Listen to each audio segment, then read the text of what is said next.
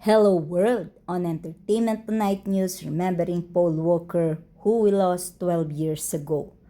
Paul William Walker IV was an American actor. He was best known for his role as Brian O'Connor in the Fast and the Furious franchise.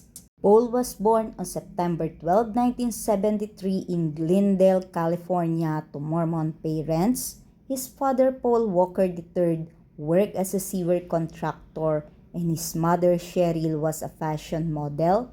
He was the oldest of 5 children. Paul grew up in Sunland, Tuhunga neighborhood of Los Angeles.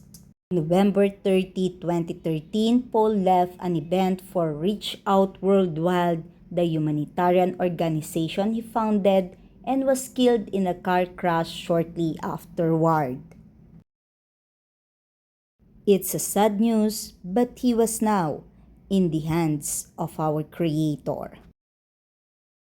Good day to all. Always like, comment, share, and subscribe on my channel. Thank you.